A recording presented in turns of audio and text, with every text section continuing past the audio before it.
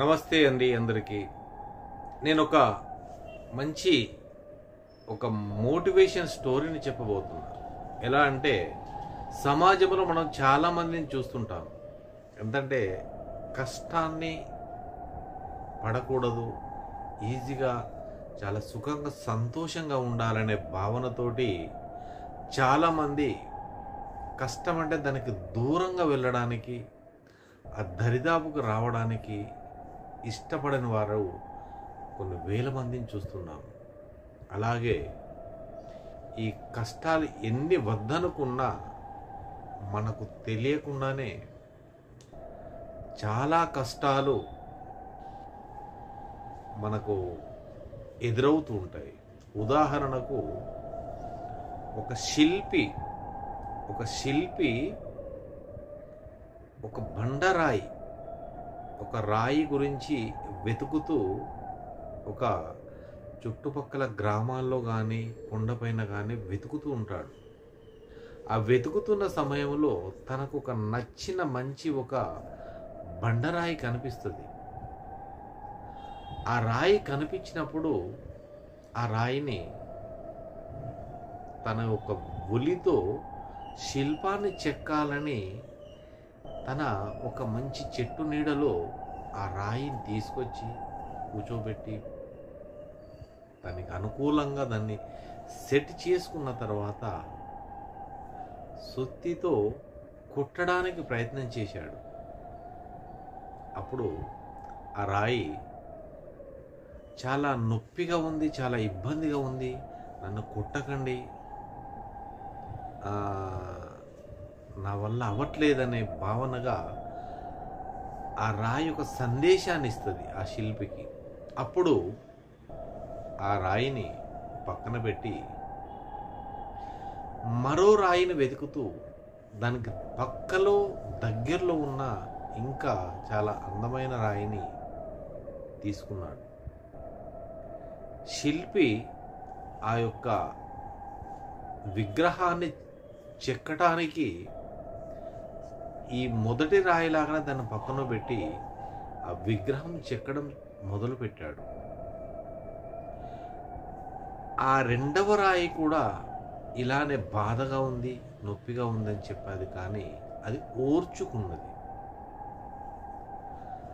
అంటే 1-2 రోజులు, 4-5 రోజులు, వారం 10 రోజుల లోపల ఆ శిల్పి ఏదైతే ఒక విగ్రహాన్ని చెక్కాలనుకున్నాడో అది చెక్కడం పూర్తయిపోయింది. దానికి తనకు తెలియకుండానే ఒక వినాయకుడి విగ్రహంగా మారిపోయింది. ఆ శిల్పి చెక్కిన ఆ విగ్రహంగా మారిపోయిన తర్వాత అక్కడ నిలబెట్టి తన యొక్క పని అది ఏదైనా అందం. ఒక కళాకారుడు ఒక ఆర్ట్ చేస్తూ ఉంటాడు, ఒక కళాకారుడు ఒక సందేహాన్ని చెప్తుంటారు, ఒక కళాకారుడు ఒక అందమైన ఫర్నిచర్ని చూపిస్తుంటాడు. ఇలానే ఈ శిల్పికి అందమైన రాయి కనిపించినప్పుడు ఏదో ఒక అందమైన శిల్పాన్ని చెక్కాలనే తపన వాళ్లకు అది ఉంటుంది. కాబట్టి అలా చేస్తూ ఉండగా వినాయకుడి విగ్రహం అయిన తర్వాత తను అక్కడే నిలబెట్టి తను వెళ్ళిపోయాడు. వెళ్ళిపోయిన తర్వాత ఈ పక్కన ఉన్న రాయి ఆ రాయిని చూస్తూ నవ్వుతుంది. నేను తనకు రివర్స్గా నాకు నొప్పిగా ఉంది, బాధగా ఉంది, నేను చెయ్యలేను, నా వల్ల కాదు అని చెప్పిన తర్వాత ఆ రెండవ రాయి శిల్పంగా మారిన తర్వాత అటువైపు గ్రామస్తులు ప్రజలు వెళుతూ వస్తూ పోతున్న సమయంలో ఆ వినాయకుడి విగ్రహం ఏదైతే ఉందో అది కనిపించింది వీళ్ళకు. కనిపించిన తర్వాత ఆ గ్రామస్తులు ఆ వినాయకుడి విగ్రహానికి పూలమాల వేయడం, పూజలు చేయడం, పసుపు బొట్టు పెట్టడం, ఇలాంటి పూజ కార్యక్రమాలు మొదలైనాయి. తరువాత ఏదైతే ఈ పక్కన ఉన్న రాయి నవ్వుతూ కూర్చున్నదో చివరకు ఒక భక్తుడు ఒక కొబ్బరికాయను తీసుకొచ్చాడు. తనను చూసి ఇంకో నలుగురు కొబ్బరికాయలు తీసుకొచ్చారు. సో అప్పుడు ఈ కొబ్బరికాయను కొట్టడానికి మనకు అందుబాటులో ఏ రాయి లేదు కదని ఈ పక్కన ఉన్న నవ్వుతూ ఉన్న రాయిని తీసుకొచ్చి వినాయకుడి విగ్రహం ముందు భాగంలో కొబ్బరికాయ కొట్టే స్థలంలో ఆ బండరాయిని పెట్టడం జరిగింది గ్రామస్తులు. ఆ రోజు నుండి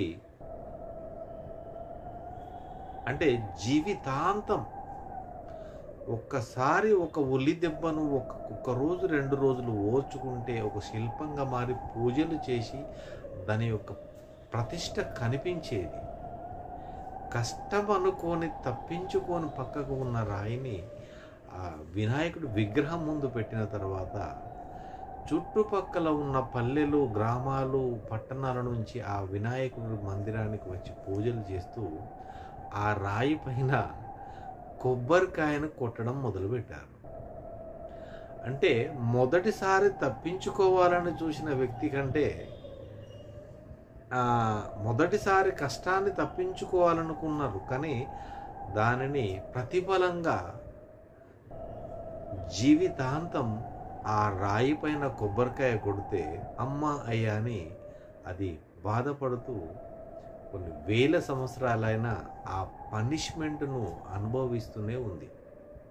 అంటే దీని యొక్క సందేహం ఏంటంటే, ఏ కష్టం మనిషికి వచ్చినా, ఏ బాధలు మనకు వచ్చినా, ఏ సమస్య మనకు వచ్చినా దానిని ప్రేమగా, ఆప్యాయతగా దాని గురించి చదువుకోనో, తెలుసుకోనో, పెద్దవారి నుంచి సలహాలు తీసుకోనో, లేదంటే నీకు తెలిసిన తెలివితేటలతోటి ఆ పనిని కష్టమైన, సుఖమైన దానిని మనం పని చేయడానికి ఇష్టపడాలి. కానీ తప్పించుకు తిరుగుతుంటే పనిష్మెంట్ ఎప్పటికీ కూడా నీకు తప్పదు. అంటే ఒక బండ రాయికే అలాంటి పనిష్మెంట్ దొరికిందంటే మన జీవితంలో, నిజ జీవితంలో మనం కష్టానికి దూరంగా వెళ్దామని పరిగెత్తుకుంటూ ఉంటే మీకు ఎక్కడికి వెళ్ళినా కష్టం తప్పదు. ఒక కష్టానికి 2 కష్టాలకు 4, 4టికి 100, 100కు 1000.